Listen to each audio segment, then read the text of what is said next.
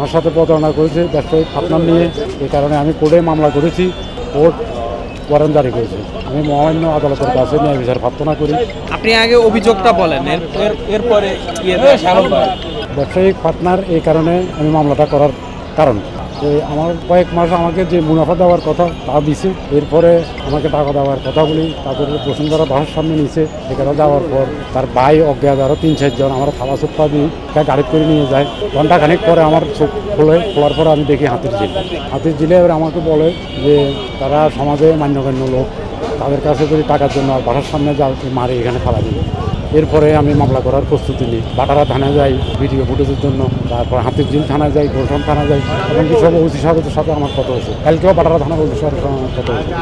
উনি বলছে যথাযথ ব্যবস্থা নেই। ভাই আপনি একটু সাইডে আসেন। আলার দিকে দিয়ে ফেসবুকে পরিচয়। এরপর 3-4 বছর আমাদের আঁকে কথাবার্তা চলতো। এরপরে ব্যবসায়িক ব্যাপার নিয়ে কথাবার্তা হয়। এই কারণে আমি তাকে টাকা দিই, এবং কি টাকা যে বিকাশ নাম্বারে আমি দিছি ওই বিকাশ নাম্বার তার নামে রেজিস্ট্রেশন করা। আচ্ছা, আমরা দেখলাম যে 10 তারিখ ওনার জি, নামে জি, একটা 10 তারিখে arrest warrant বের হয়েছে, কিন্তু আগে উনি ফেসবুকে বলছেন যে এটা সম্পূর্ণ মিথ্যা। উনি যে কোনো কিছু বলতে পারে, মিথ্যে প্রমাণ করলে কোর্টে আসবে। উনি কোর্টে যা বলার বলবে, আমি যেমন আসছি এরকম সেও আসবে। কোর্ট ভালো মন্দ কোর্ট বুঝবে।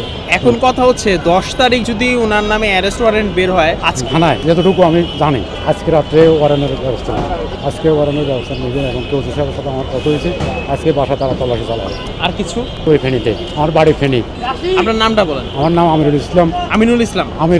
আমিরুল ইসলাম, জি, ফেনী সদরে আমার বাড়ি। মেজাবিনের সাথে মেজামিনের সাথে বুটিকের ব্যবসা ছিল, ওইখানে টাকা লগ্ন করবো। এই ফলবন দিয়ে আমার থেকে টাকা নিয়েছে প্রায় 27 লক্ষ টাকা। ওটা কি মূলত মেজাবিনের সাথেই ব্যবসা ছিল নাকি তার ভাই? না, মেজামিনের সাথে ছিল। তার ভাই জড়িত হয়েছে, যে আমার থাপা চপ্পটে দিয়ে গাড়ির দিন উঠেছে, তখন থেকে তার ভাই জড়িত। এটা কবেরকার ঘটনা? ওটা ছিল সম্ভবত 10/2/25 যেদিন থাপা চপ্পট দিয়েছে। এরপরে আমি মামলা করার প্রস্তুতি নেই। মামলা করছেন কোন মাসে? মামলা প্রায় 7-8 মাস। মানে ওই মাসেই করছেন নাকি?